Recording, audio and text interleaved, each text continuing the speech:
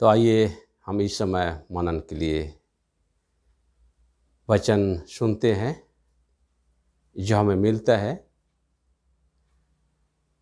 कुरिन्थियों के नाम पौलुस प्रेरित का पत्री अध्याय 15 1 से 11 पद लो।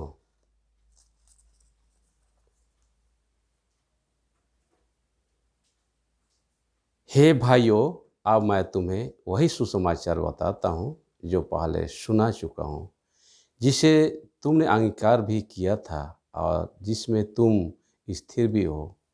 उसी के द्वारा तुम्हारा उद्धार भी होता है, यदि उस सुसमाचार को जो मैंने तुम्हें सुनाया था स्मरण रखते हो। नहीं तो तुम्हारा विश्वास करना व्यर्थ हुआ।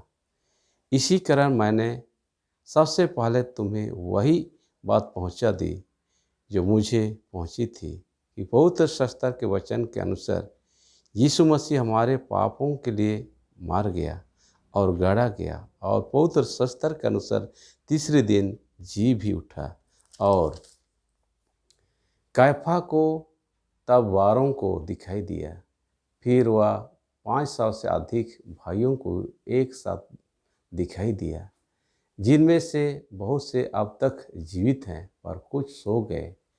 वह फिर याकूब को दिखाई दिया, तब सब प्रेरितों को दिखाई दिया। सब के सब मुझको भी दिखाई दिया, जो मानो अधूरे दिनों का जन्मा हूँ, क्योंकि मैं प्रेरितों में से सबसे छोटा हूँ, परंतु प्रेरित कहलाने की योग्य भी नहीं, क्योंकि मैंने परमेश्वर की कलीसिया को सताया था। परंतु मैं जो कुछ भी हूँ परमेश्वर के अनुग्रह से हूँ। उसका अनुग्रह जो मुझ पर हुआ वह व्यर्थ नहीं हुआ, परंतु मैंने उन सब से बढ़कर परिश्रम भी किया। तभी यह मेरी ओर से नहीं हुआ, परंतु परमेश्वर की अनुग्रह से जो मुझ पर था। इसलिए चाहे मैं हूँ चाहे वे हों, हम यही प्रचार करते हैं और इसी पर तुमने विश्वास भी किया।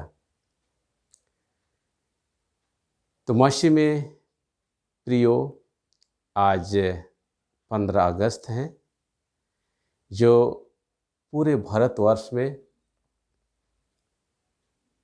हम एक स्वतंत्र दिवस के रूप में हर्षोल्लास के साथ मनाते हैं। और जो यह हमारे एक आज़ादी जो कि सन 1947 से लेकर के अब हम 74 वर्ष इस स्वतंत्रता दिवस को हम मनाते हैं, अर्थात हम पहुँचे हैं। यह हमारे पूर्वजों का देन है कि हम आज इस देश में स्वतंत्र होकर के अपने जीवन को व्यतीत करते हैं।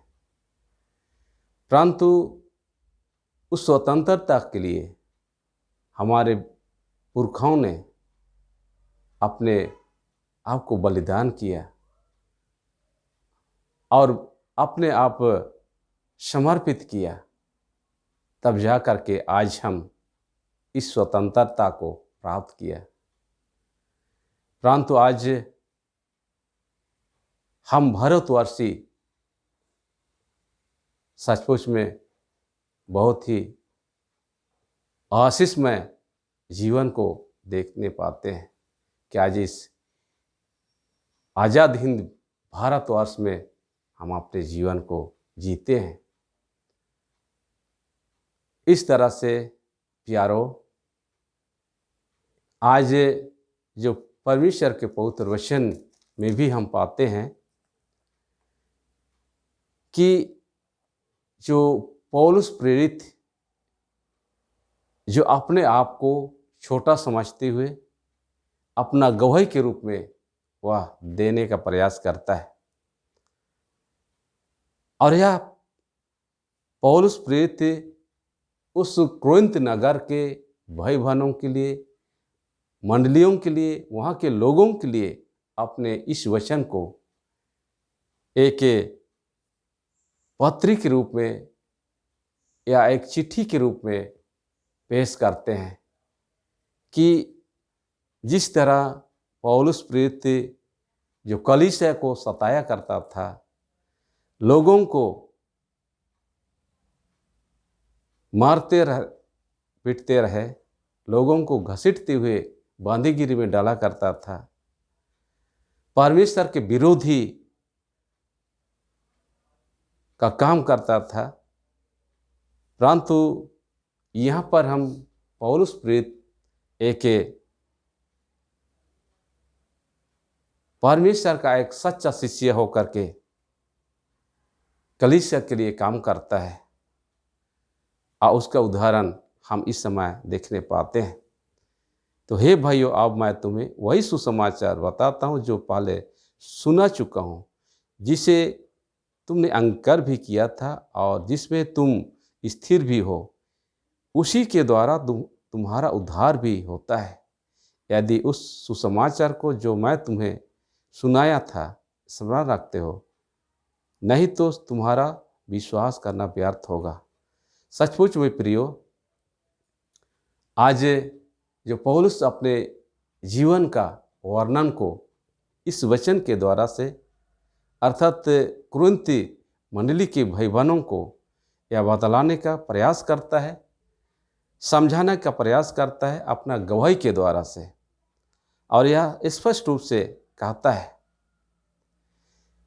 कि हमने यीशु मसीह के द्वारा से जो वचन तुम्हें पहले ही बता चुका हूँ, अंगीकार भी किया था, और जिसमें तुम स्थिर भी हो, उसी के द्वारा तुम्हारा उद्धार भी हुआ है। सचमुच में वह परमेश्वर के वचन के द्वारा से, अर्थात यीशु मसीह इस संसार में आने के द्वारा से मानव जाति का उद्धार प्राप्त किया गया है। परंतु प्रचार की बातें कहा जाता है कि सुसमाचार प्रचार की बातें कहा जाता है, तो हम देखते हैं कि जब प्रेरित यीशु मसीह के मरने के द्वारा से अपने अपने घरों में इकट्ठा होकर के डर और भय के द्वारा से बंद कमरे में रहा करता था, और इस तरह से उनके जीवन जो यीशु मसीह जो अपने प्रेरितों को जो प्रतिज्ञा दिया था, उस प्रतिज्ञा जब तक मैं नहीं दूंगा तब तक तू उस घर में अर्थात यरूशलेम में तू रहो, इस तरह का प्रतिज्ञा परमेश्वर ने अपने शिष्यों को दिया। इस तरह से प्रियो, आज यह हम देख पाते हैं कि पौलुस प्रेरित अपने जीवन में जिस तरह का लोगों को, कलीसिया को, विश्वासी लोगों को सताया करता था, वही पौलुस आज कलीसिया के लिए एक पादचिन्ह ठहरा है। तीसरे पाद में हम देखते हैं, इसी कारण मैंने सबसे पहले तुम्हें वही बात पहुंचा दी जो मुझे पहुंची थी, कि पवित्र शास्त्र के वचन के अनुसार यीशु मसीह हमारे पापों के लिए मार गया और गाड़ा गया, और पवित्र शास्त्र के अनुसार तीसरे दिन जी उठा है। सचमुच में प्रियो, यह वचन के माध्यम से परमेश्वर यीशु ख्रिस्त हमारे बीच में सबसे पहले यीशु ख्रिस्त के द्वारा से पहुंचाया गया। उसके बाद प्रेरितों को यह एक आज्ञा देता है, प्रेरित करता है कि जब वह यरूशलेम में रहा करता था, तो वहाँ पे जब यीशु ख्रिस्त जब इस संसार से अपने राज को जाने से पूर्व यह प्रतिज्ञा दिया था कि जब मैं तुम्हारे लिए जगह तैयार करने जाता हूँ, तो फिर मैं तुम्हें ऐसा सहायक दूंगा कि लोगों के बीच में तुम प्रचार करो और मेरा जीवित गवाही तुम दो। इस उद्देश्य के साथ यीशु मसीह जो प्रतिज्ञा दिया था, उस प्रतिज्ञा के अनुसार जब यरूशलेम में जब इकट्ठा था, तो वे लोग वहाँ पर यीशु ख्रिस्त अपने जो सहायक के रूप में पवित्र आत्मा दिया, और वहाँ पे जो लोग एकत्रित थे, सब अचंभित होकर के सब अपने अपने भाषाओं पर अपने अपने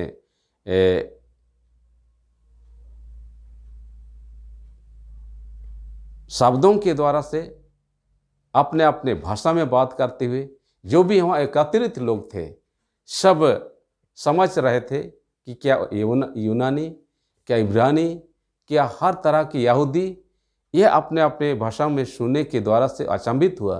क्या यह यहूदी नहीं, क्या यह यूनानी नहीं, क्या यह इब्रानी नहीं। इस तरह की बातें वहाँ पर सुनते हैं तो कोई दूसरा कोई कहता है कि ये लोग नाशे में हैं। तो यहाँ पर पतरस वहाँ उठ करके लोगों को उपदेश देते हैं, संदेश देते हैं कि यह तो एक पहाड़ है कि यह नाशे में नहीं, परंतु यह पवित्र आत्मा की समर के द्वारा से ये लोग वचन के द्वारा से लोगों को समझाने का प्रयास किया पतरस। तो प्रियो, इस तरह का जो कलीसिया का आरंभ हम देखते हैं कि वह यरूशलेम से कलीसिया का आरंभ होती है। तो मसीह में प्रियो, यहाँ जो यीशु ख्रिस्त का जी उठने के बातों को यहाँ हम देखते हैं कि जब वह मर गया तो यहाँ पर कहता है कि जो प्रतिज्ञा के अनुसार यीशु ख्रिस्त तीसरे दिनों में जी उठेगा। और वहाँ पर कहता है कि कैफा को तब 12 को दिखाई दिया, फिर वह 500 से अधिक भाई बहनों को दिखाई दिया, साथ में जिन्हें बहुत से अब तक जीवित हैं पर कुछ सो गए। फिर याकूब को दिखाई दिया, तब सब प्रेरितों को दिखाई दिया।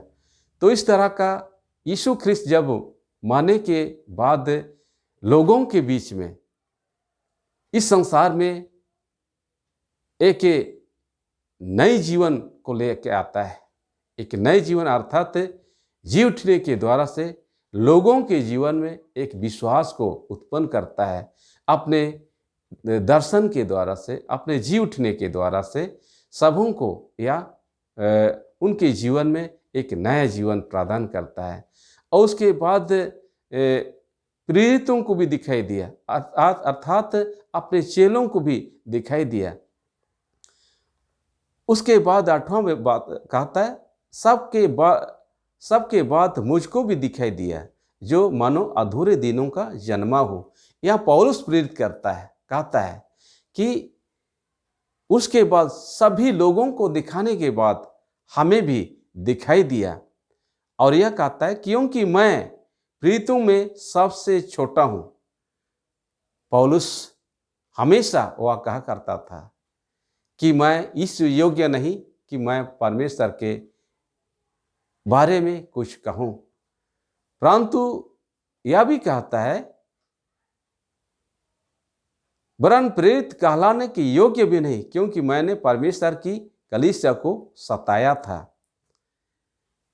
यहाँ पर पौलुस अपने आप को दीनता और नम्रता के साथ परमेश्वर के नजदीक पेश आते हैं और उसके द्वारा से परमेश्वर यीशु ख्रिस्त उनके जीवन को ऐसा समझ से परिपूर्ण करता है कि यीशु ही मसीह है, वह उनके जीवन में कार्य करता है। परंतु मैं जो कुछ भी हूँ परमेश्वर के अनुग्रह से हूँ, उसका अनुग्रह जो मुझ पर हुआ वह व्यर्थ नहीं हुआ।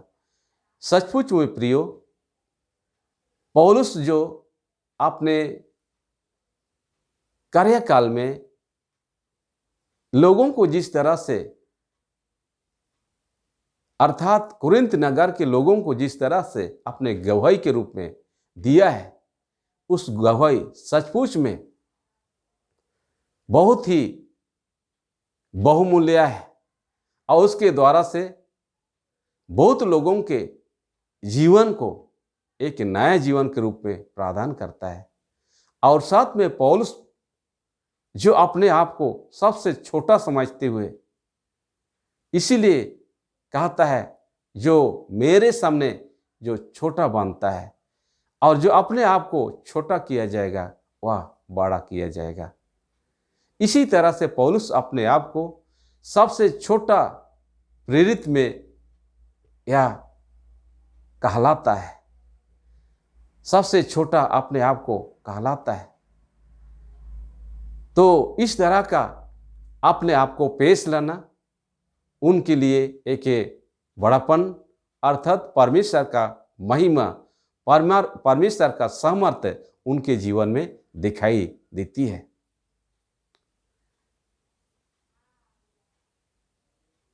परंतु मैंने उन सब से बढ़कर परिश्रम भी किया, तब भी वह मेरी ओर से नहीं हुआ, परंतु परमेश्वर के अनुग्रह से जो मुझ पर था।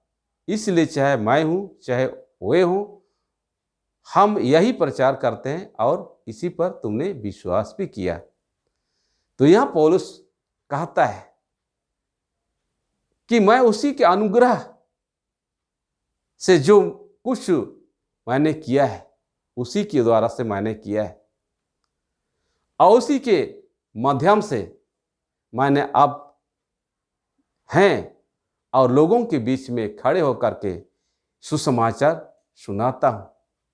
तो आज हमें पौलुस प्रेरित के माध्यम से परमेश्वर की वचन आज कुरिन्थ मंडलियों की सिर्फ नहीं परंतु पूरे भारतवर्ष अर्थात पूरे संसार के लिए यह गवाही हमें देने की आवश्यकता है, जरूरत की आवश्यकता है।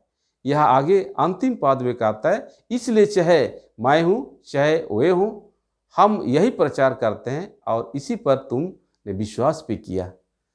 और सचमुच में पौलुस जो कुछ भी लोगों के लिए यह वचन दिया पत्री के द्वारा से लोगों ने विश्वास किया और उसी विश्वास के द्वारा से जीवन में एक शांति और आशीष को प्राप्त किया।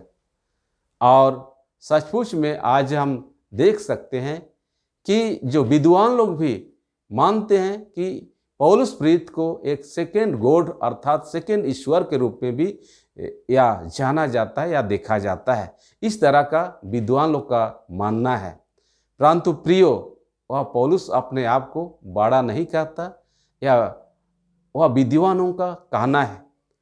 इस तरह से आज हमारे साथ में भी यह पौलुस प्रेरित का गवाही हमारे बीच में भी पहुंची है और इस गवाही को हम अपने जीवन में हमें भी स्मरण करना है और इस तरह से अपने जीवन को आगे बढ़ाना है। लोगों के बीच में हमें भी वचन को पहुंचाना है, फैलाना है, लोगों को प्रेरित करना है ताकि जो शैतान की उस बंधन में है उस बंधनों से छुड़ाने और उससे हम उनके कलीसिया में उनके विश्वास में लाने का हमारा एक उद्देश्य है और उद्देश्यों को पूरा करने के लिए ईश्वर हमारी अगुवाई करने वाला, हमारी सहायता करने वाला सिर्फ और सिर्फ है। तो प्रभु परमेश्वर अपने आत्मा के द्वारा से इस वचनों के द्वारा से हमें और आप सबों का बहुतायत का आशीष प्रदान करे। हम प्रार्थना करें। महान अनुग्रहकारी प्रिय पिता परमेश्वर, तूने अपने वचन के द्वारा से हमें सीधा और स्पष्ट रूप से हमें बतलाया, सुनाया। हमें सुनने और सुनाने में भी तू मदद किया। होने दे पिता, आने वाला संपूर्ण जीवन में तेरे वचन के अनुसार अपने जीवन को बनाए रखने का हमें सामर्थ्य और सहायता प्रदान करे। शैतान संसार के हर एक बंधन से, छल कपट से हमें बचाए रख ताकि तेरी उपस्थिति हमारे साथ हमेशा बनी रहे। उसी आशा विश्वास के साथ अपने जीवन को व्यतीत करने पाएं। सारी आदर और महिमा तुझी को देते हुए प्रार्थना यीशु ख्रीस्त के नाम से मांगते हैं। सुन और दया से ग्रहण कर। आमीन।